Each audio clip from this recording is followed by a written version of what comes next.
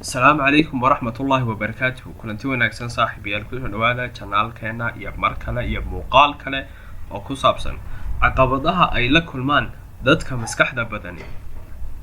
Inkasta oo ay maskax badnaantu ka mid tahay furayaasha nolosha toga, inta badanna lama jeerto qofka lagu tuhmo, haddana waayo aragnimada nolosha iyo daraasaadka cilmiga ahiba waxa ay ka marakaceen in dadkaasi ay inta badan dhibaatooyin kala kulmaan nolosha. hal adayga, ildheeraanta, dadaal badnida iyo feejignaanta oo ka mid ah dabeecadaha dadka lagu yaqaano ayaa dhinacooda wanaagsan marka laga yimaado waxa ay ka mid yihiin sababaha khatarta iyo dhibaatada nololeed qofka u soo jiida. Warbixin ay qoraaga Ikmifia Irina ku faafisay shabakada FBR ee dalka Ruushka ayaa ku soo bandhigtay caqabadaha ay inta badan la kulmaan dadka maskaxda badan ama fariidada lagu tilmaamo. Malaha awood uu dareenkiisa dhabta ah ku cabiro.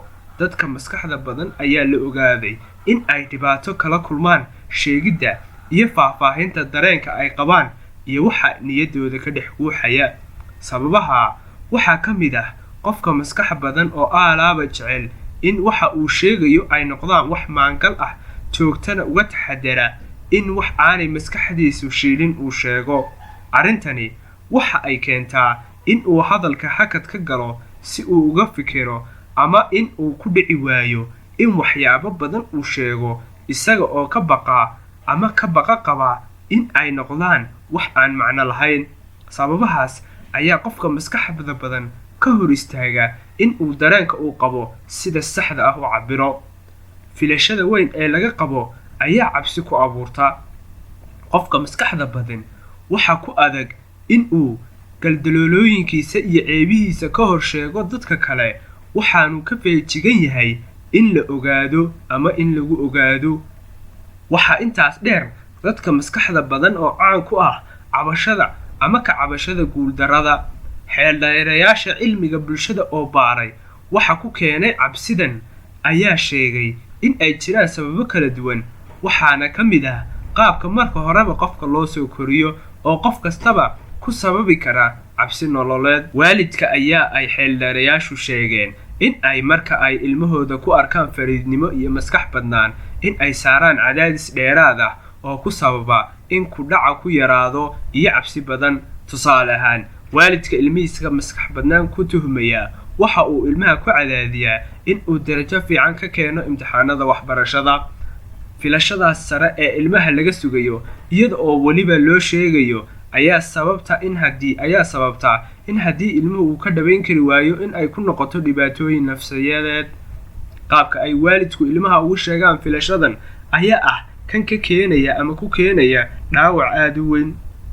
Waxa inta badan ilmaha ku abuuraan cabsi uu ka baqo fashilaada, taasi oo keenta in ilmuhu ka dheeraado istijaabinta iyo samaynta wax kasta oo uu khatar ku tuhumayo si aan ugu fashilmin. Taasina waxa ay ugu dambeynta keentaa in aanu isku dayin fursadaha qaarkood oo guul u horseedi lahaa. Adkaysi la'aan iyo karti yaraan. Adkaysi la'aan iyo dadaalka oo aanay badin ayaa sababaha ugu badan ah ee dadka maskaxda badan ku keena guuldarrada. Maskax badnaantooda u suurtagelisa in ay yeeshaan karti iyo awood garasho iyo aqooneed oo ay hawlahooda u qabsan karaan si ka sareysa sida ay dadka kale u qabsanayaan iyo sida kale oo awoodda ay u leeyihiin in ay si dhaqso ah u fahmi karaan dhibaatada, xaalkeedana uga fikiri karaan ama go'aan qaadasho ku habboon u samayn karaan iyada oo aanu dadaal badani kaga bixin. Ayaa ay ku dagmaan oo inta badan dadaal badan ma geliyaan hawlahooda. Waxaa dabeecad u ah in hawsha u taalla haddii ay badan tahay ama ay u baahan tahay adkaysi si caqabadaha looga gudbo iyo karti in aanay ku dhiiran oo ay iskaga haraan. Sababtaas ayay dadka maskaxda badan u guuldareystaan. Cilmi baarisaha la sameeyay ayaa muujinaya in xasuusta fiican iyo xirfadda maskaxeed ee qofku ku fahmi karo kuna falaqayn karo dhibaatooyinku in aanay inta badan ka qayb qaadan horumarinta dhugmada iyo soo jeedka damiirka qofka. Marar badan waxay dadka maskaxda badani u qaataan faham qaldan oo ah in aanay u baahnayn shaqo adag oo ay ku gaadhaan natiijada wanaagsan ee ay doonayaan. waana sababta ay caanka u noqdeen wahsiga, caajisnimada iyo in anshaxa shaqada meel ay kaga dhacaan. waqti badan ayay geliyaan sixitaanka qaladaadkooda. dadka maskaxda badan meelaha dhibaatooyinka badani ka haystaan waxaa ka mid ah la macaamilka dadka.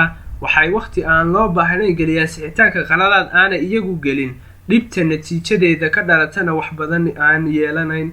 laakiin caado ay dadka maskaxda badani ka siman yihiin oo ay adag tahay in ay iska joojiyaan weeye. dhibaatada kale ee arrintani ku keento ayaa ah in markasta jecel yihiin in qofka qaldamay ay qaladkiisa tusaan. nasiib darada ugu weyni waa dadka oo inta badan ka cadhooda sixitaanka qaladaadka lagu sameynayo ama u arka in la yasayo. sixitaanka joogtada ah ee qofka maskaxda badani doonayo inuu qaladaadka dadka kale ku saameeyo waxa u sababaa dadku in ay iskaga durkaan oo xitaa dadka qaraabada ah aanay jeclayn inay xidhiidh la sii lahaadaan. fikirka ayay waqti ku lumiyaan. dadka maskaxda badan waxaa waqti dheer kaga qaataa ka fikirka go-aan qaadashada. waxa uu jecel yahay inuu xaaladda dhinac kasta ka eego, tallaabo kasta oo uu qaado raadadka ka dhalan karana uu iska hubiyo. taasina waxay u baahan tahay waqti badan. sida caadiga ahna muddada uu qofku fikirkaas iyo rogrogtiis xaaladaas ku jiro waxa uu dareemayaa walbahaar iyo culays nafsadeed. arrintani waxay sababtaa in laga qaato faham qaldan oo ah in aanay ku dhac lahayn ama maskax ahaan aanay soo jeedin oo ka fikirka arrimuhu muddo ku badan inta caadiga ah uu ku qaadanayo. dhibaatada kale ee dadka maskaxda badan qabsataa waa in ay ku adag tahay fulinta aragtida iyo qorshayaasha maskaxdooda ku jira. sababtuna waa walaaca iyo ku dhici waaga ku badan. sida aynu hore usoo sheegnay, fikirka ay xaaladda dhinacyo badan kaga eegayaan oo waqti aada u dheer u lumiya. waxaana dhici kartaa in xaaladda taagneed ay iska dhammaato ama sii xumaato iyagoo aan weli go-aan qaadan. waan ognahay in aanay garanayn dabeecadaha dadka maskaxda badan lagu yaqaano. waxaa ka mid ah inuu markasta qirto in garashada iyo aqoonta uu leeyahay kooban tahay. mar kasta oo uu helo xog iyo aqoon badan waxuu sii garwaaqsadaa in waxa uu yaqaanay aada u kooban yahay. sida awgeed qofka maskaxda badani markasta waxa uu qawasan yahay inta ay la-eg tahay aqoontiisu. in aqoonta iyo garaadku aanay qabweyni iyo siwillaweyni qofka gelin waa arrin aada u muhiim ah. laakiin waxay khubarada cilmiga bulshadu aaminsan yihiin isdulliga dheeraadka ah iyo heerkiisa oo qofku dadka kala tuso in uu hooseeyaa in ay keento dhibaato ah xurmadii iyo qadarintii ay mudnaayeen. waxaa dhinaca kale ay leedahay faa'iido ah in qofka runta naftiisa barta arkana in mararka qaarkood uu aqoon dheeraada u leeyahay iyo in aanu iskala weyneyn fursadaha uu wax cusub ku baran karo. intaasaynu kusoo gabagabaynaynaa barnaamijkeena tan iyo muuqaalka xiga insha allah. waxaan leenahay sidaas iyo nabadgelyo. barnaamijkan waxaa isagoo dhammaystiray qoraalkiisa inoo qoray Kamaal Marjaan. aad ba mahadsantihiin. nabadiino.